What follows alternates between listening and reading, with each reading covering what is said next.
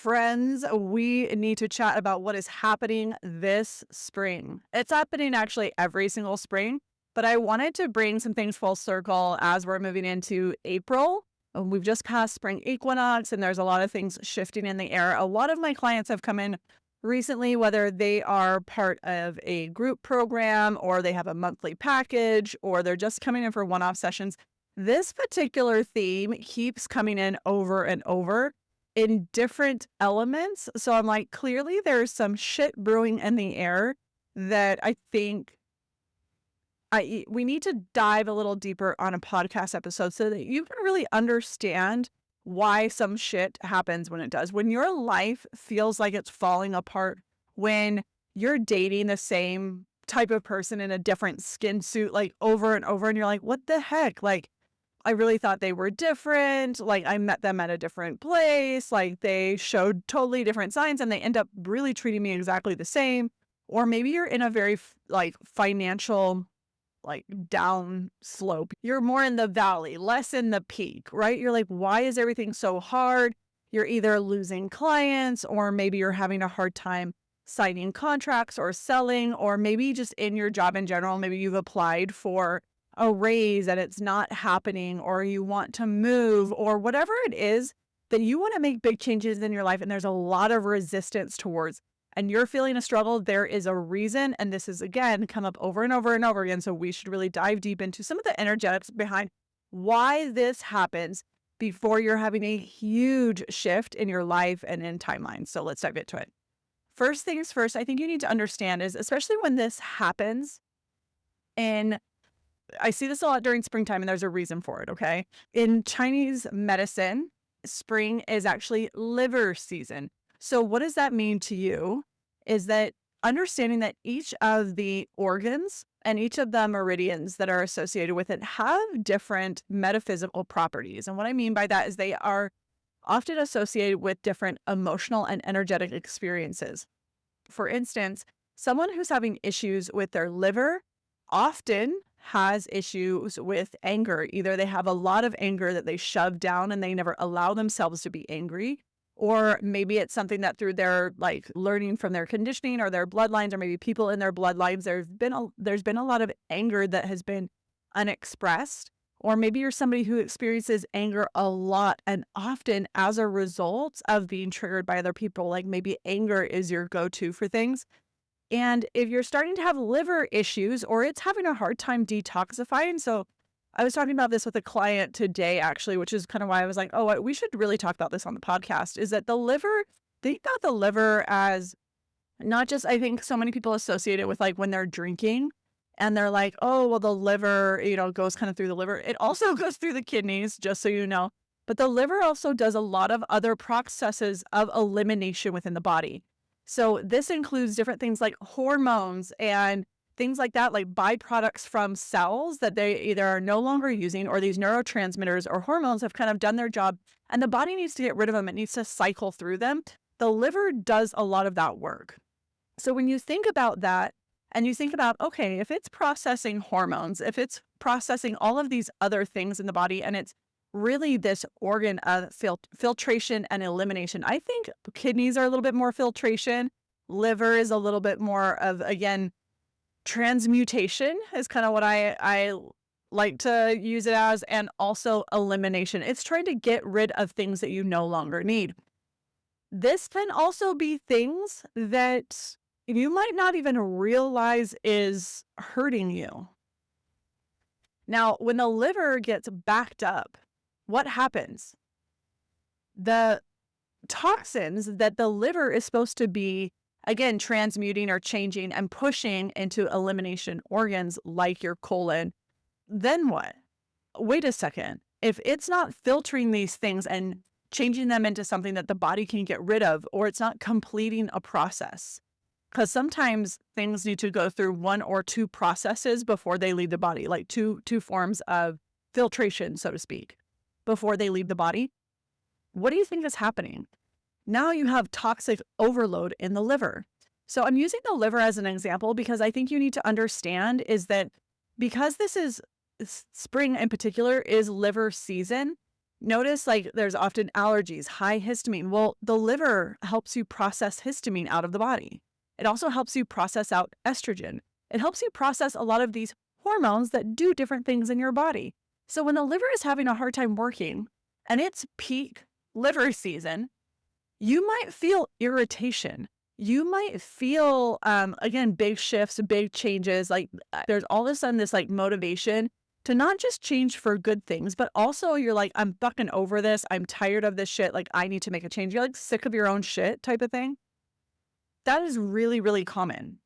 And when you think about it like that like, and it's not just in the season, but I do notice it a lot in spring. And I think it makes total sense because of, again, the element and the organs that it's attached to and all of the emotions and the other energetic structures that are attached to this season. This is technically the new year. So of course you're like, I want to set new goals. You're sick of your own shit. You're like, I want to make big changes. And I've noticed a lot of people experiencing where they are so uncomfortable in their current experience, in their current environment, that it's forcing them to take action, or they're literally on the precipice of making huge changes in their life. And this is important, and this is on purpose. Okay, so when you're in that space of like, feel kind of okay right now.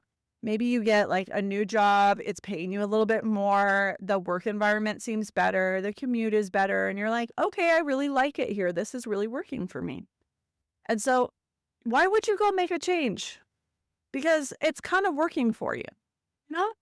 You're like, there's nothing that uncomfy here. Or I see this all the time in relationships, and I see it often in jobs where it's not uncomfortable enough. You are not struggling enough. You are not in enough pain or uncomfortability to make any change, to take any action. And so when seasons like this hit, where again, this is a season where we have a tendency to purge, the need for you to make change has to be often that you are so uncomfortable in your current experience that it forces you to take action. Because people often think in like manifestation or energy work, like, I'm just waiting for a sign. I'm waiting for the universe to show me the way. It don't work like that. It does not work that way. It does in the sense of you can be waiting for a sign, but you have to actually get clarity and take action first. This is what I want. This is what I desire. This is what I'm moving towards.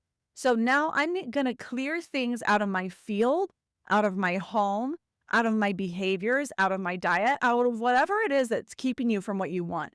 I'm going to start to clear some of those things. And then I'm going to start to actually take and make choices, take action and make choices towards what I want. And then you're going to wait for a sign. You're not waiting for the signiest of signs to see like 19 different repeating numbers and 6 hummingbirds and 3 giraffes in a book for you to take a fucking action. It does not work that way. You will be waiting forever because energy and the universe and source favors momentum. It actually favors action. It does not favor inaction. Inaction says, I'm comfortable where I am, or I'm undecided. And so nothing then is presented it'll present to you like, hey, make a choice. If you didn't pick up on that and you're waiting for a sign to tell you which one is better, instead of trusting your intuition to make a decision, and then if you need to course correct, it's like, okay, you don't want it either? Okay. I showed you a sign. There was an intuitive knowing. And if you don't trust yourself to make decisions, you're sitting and entertaining several different options and several different timelines for your life. When you do that, it signals that there is no clear energetic momentum. So then nothing comes to you that would affirm what you want. You have got to decide for yourself first. You've got to trust yourself first, and you've got to trust your intuition. And then you take action because you trust yourself and know that you can always course correct. I don't understand. I'm afraid to make the wrong decision. You know what's the worst decision? Indecision. Okay? So if you're feeling a little uncomfy right now and you don't know which way to go, pick some direction. It doesn't, not to say it doesn't matter which one, but you can always change your mind. You can always take 2 steps forward, 1 step back and to the left and get on a different road. It's not necessarily about that it's always going to be exactly what you think it's going to be. It's always going to be the exact right decision. I'm always going to make the exact right decisions every single time. You're not. Sometimes you're going to make a choice and be like, ugh, I wish I would have done the other one. The reality is you didn't, and you don't know what you missed by making the decision that you did. I remember very specifically, I am somebody, I hate being late. Honestly, in my like personal life, I don't really care. Not to say I don't care like about showing up to my friends like 3 hours later than, but like 5-10 minutes. I'm really not that worried in like personal, but I really don't like to be late. It stresses me out. It stresses me out because I don't like to feel rushed. Why would I do that? Why would I put my nervous system in that state? No.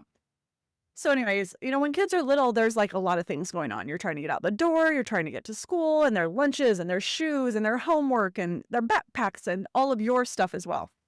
And I remember there was this one morning, we take the same route to school every morning, and where we lived, and where we lived at the time, this particular road, main road that we took, it's not a freeway. I don't know if this would be considered like a highway, so to speak. I don't really know the difference between those two, but I know that there is a difference between a freeway and a highway.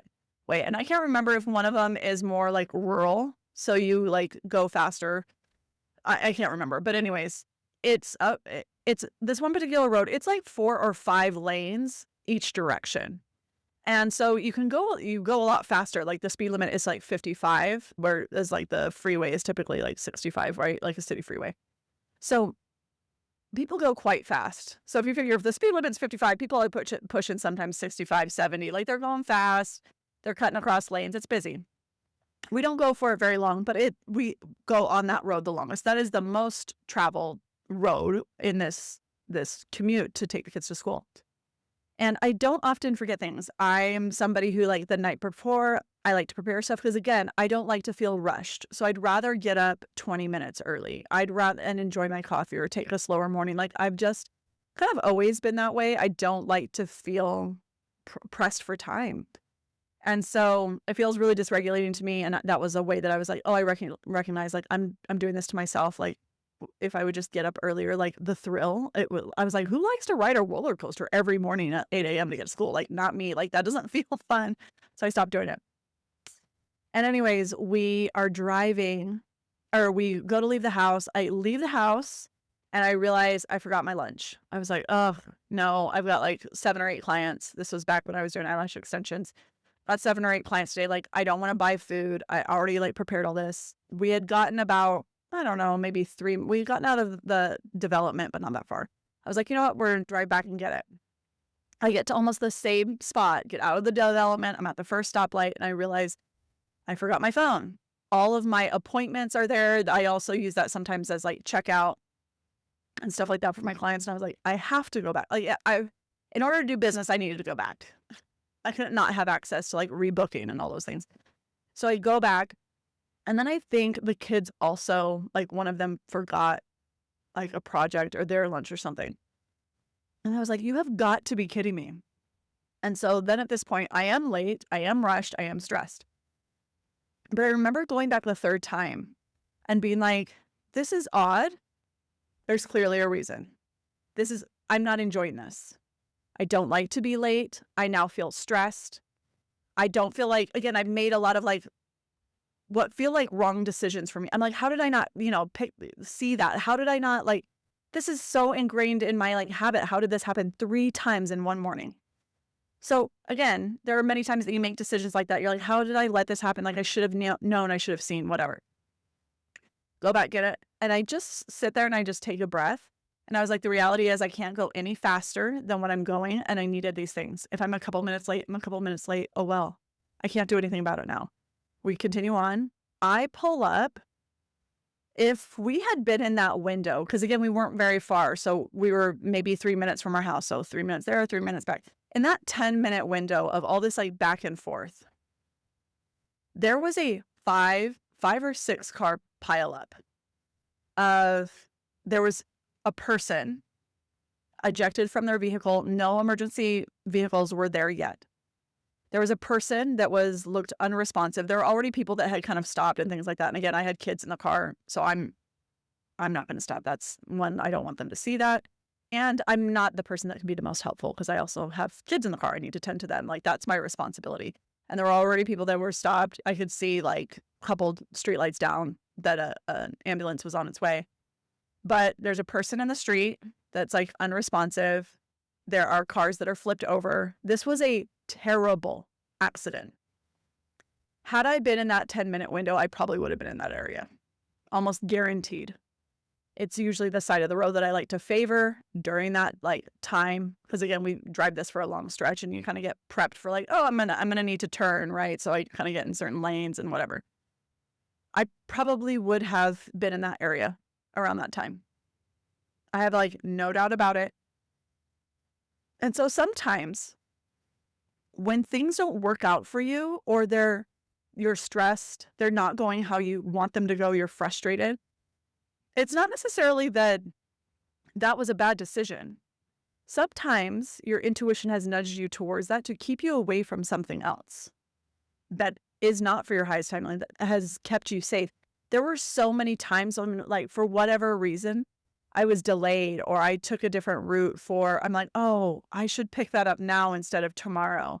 And like, come to find out, again, something like that is how I had avoided an accident, different things happen that you're like, gosh, if I wouldn't have listened to that nudge, if I wouldn't have made that choice that was honestly like inconvenient for me, I would have possibly been in the middle of something that I might not have walked away from. And I think so many times when we're struggling, like you might be right now, where you're like, or maybe you can think back to a time in your life that, like, for me, I think back to when I was like on food stamps and living with my mom, and I was like, this is not what I want my life to look like. I had so much of my like push and so much of my incentive was to be able to live on my own with my children. So much of my incentive was to be able to take them on vacations, to take them to Disneyland, to be able to provide for them without, I didn't have any child support or anything like that, any financial help. So I needed to make enough where I could not only have a roof over our head, but I also needed to pay for childcare or after school care or whatever I needed to still work my job. Like, that was my driving force, was to provide for my family and to provide for my children. And I was so uncomfortable. I remember so many times literally scrounging in my car to find change, to put as much gas as I could into my car to be able to make it back and forth from work. Like, honestly, like if we didn't have like state aid, honestly, I don't know how I would have made it for several years and like put food in my kids' mouths. I'm sure I would have found a way, but like that was such a blessing. But like, we had no money.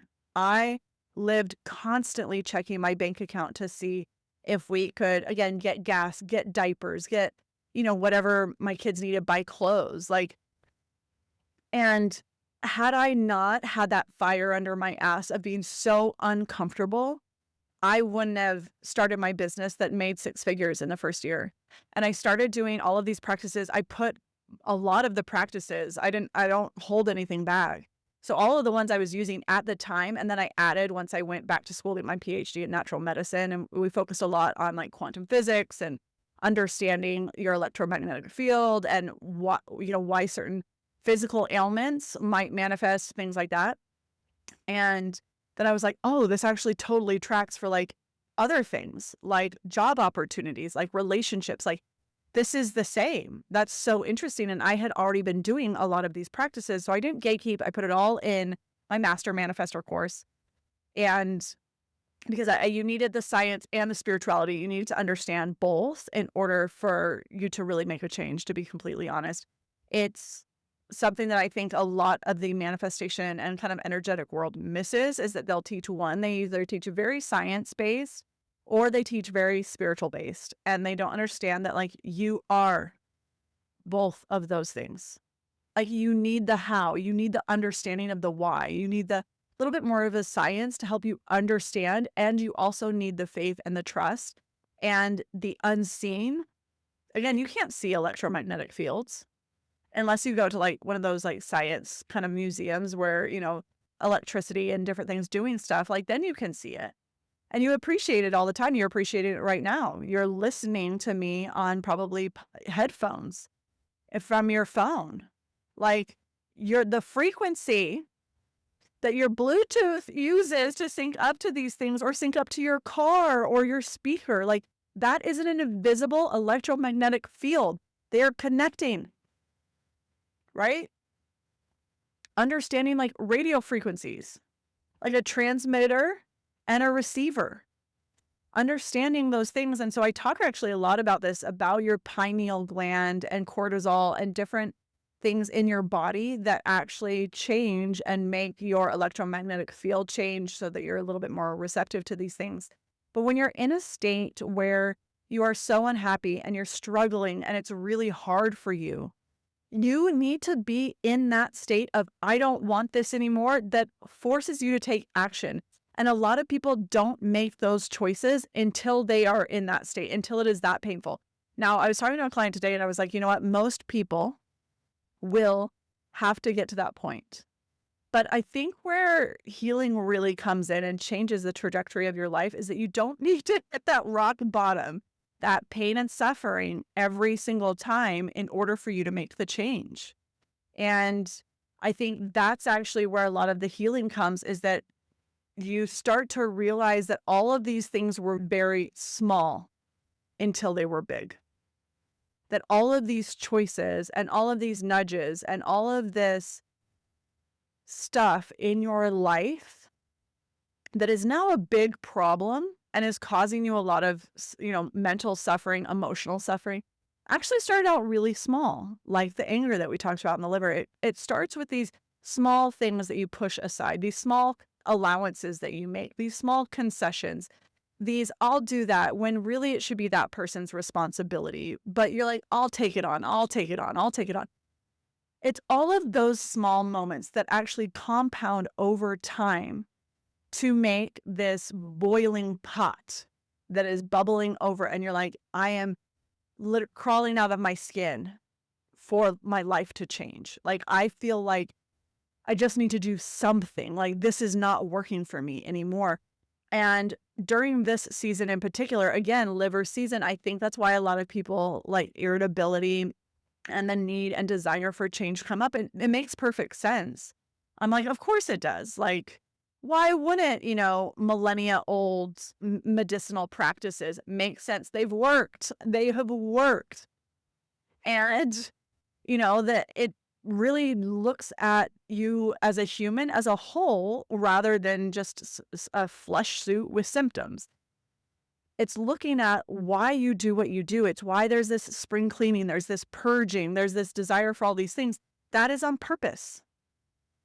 And so now when you understand that, you're like, oh, okay, so I'm meant to actually feel this irritation. I'm meant to feel this uncomfortable because it's forcing me to take action. So when you're starting to notice these small things, one of the ways to actually like shift and get around it is when you notice something small, it's that nudge, it's that small sliver of irritation, instead of letting it slide by. And you might say, no, it's fine. And if you step away from the conversation, you're like, I don't know why I said that. Go back there.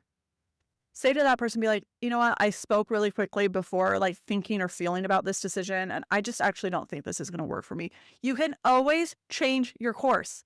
It's not about getting it right all the time. It's not about purging everything, but it's really about taking these small actions consistently to be able to attune yourself more to the frequency and the truth that is yours, that is not somebody else's. It's taking off all of these coats, all of these layers, all of these masks that have been somebody else's that we've taken on ourselves because at some point it either worked for us or that was how we learned to get along in life. And so when you start to heal, you start to take these things off. So of course, irritability, resentment, all of those things come up for you to make a change. So if you're noticing that that is happening for you, that there's a lot of this like percolating underneath the surface of like desire to change, and your like desire to move or change, maybe your friend group is irritating, or like work is just like the bane of your existence right now, that's because it's trying to force you to say, this is no longer in alignment. Let's make a change. I have whispered, and now I'm screaming. Okay. I say this all the time when clients either come in, we're working with physical symptoms or whatever, but your body whispers before it screams. Your mind whispers before it screams. Before there's depression, it just doesn't land one day. It is an accumulation of all these small things that then at one point you're like, it lands like, oh, I feel depressed. Oh, I feel so anxious all the time. Yes, because all these small things have now compounded. So what you're doing is you're taking it off layer by layer by layer, and that comes off by action. If you listen to any of these episodes, especially like solo episodes, I talk about this a lot, that as much as being is important, we are in a society that honestly work and action people often shy away from, which is really interesting because it's like it is a lot of do, but it's not a lot of do because intuitively I feel this is right. It's a lot of do because this is what I see other people doing, mimicking. Or again, I see this a lot in business. Well, this strategy worked for them, so I'm going to do all of these things. Instead of being like, does that actually feel right for me? They'll do things that are counterintuitive to themselves. This is where paying attention to how you feel is important. The action, yes, is a huge important piece. And I think we are missing the understanding that it's not just the action, it's aligned action. And it might be aligned at the time, and that alignment can change. Who I was 10 years ago, honestly, felt very aligned. It felt really good. I had become like, when I think about 10 years ago, I was like, okay, I had at that time built a really successful lash extension. We did tanning and waxing as well. I had taken on a business partner. We were really successful, but I was being pulled and really called to do something else.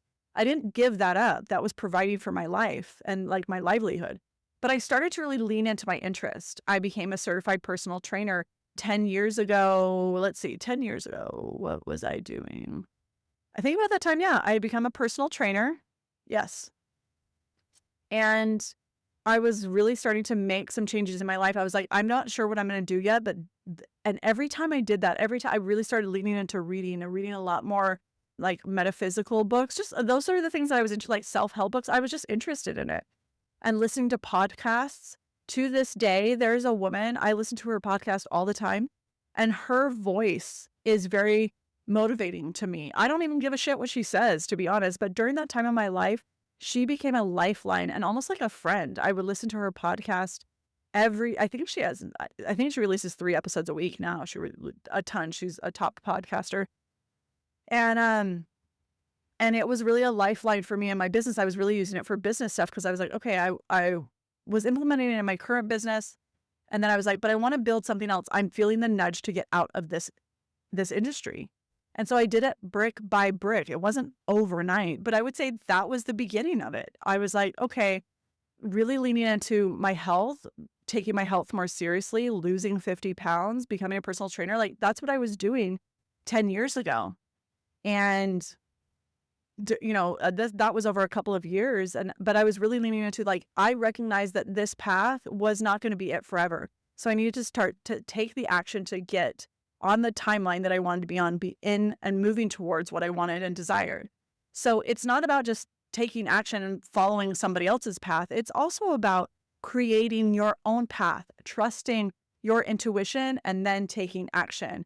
In another episode, we'll talk about some of the ways that you can listen to your intuition. So make sure that you subscribe to, whether you're watching this on YouTube or you're listening to it on Spotify, make sure you subscribe so that you're getting the notifications, because a lot of this is really like, I'm wanting you to take this information and education and implement it into your life. This should be things that can change the way that you look at your life, the way that you do life. making sure you're subscribing. If you have any questions about Master Manifestor, which I talked about earlier, if you're wanting to be like, okay, I need to like implement some things and take some action, that is a really great program for you. Just go ahead and send me a DM on Instagram that says Master, and I will send you more information on that.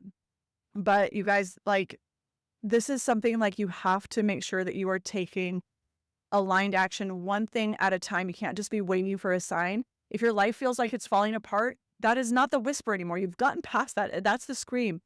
You need to start doing and taking the action that you need to take to change what you need to change in your life, to put yourself on the timeline that you want to be on. Okay, this is really like understanding this and made a huge difference in the way that I did life. And it made manifesting and what my life ended up compiling into being something that I am not kidding you. Like, I am living the life that I have always dreamed of, that I thought was not possible for me 10 years ago. So if I can do that, you can 100% do that. If you need a little help, Master Manifestor might be the one for you. But don't forget to subscribe. That way you're getting all of the notifications when a new podcast drops, and you can be able to apply all of the things, all of the teachings that I'm sharing here. So until next time, you guys, cheers.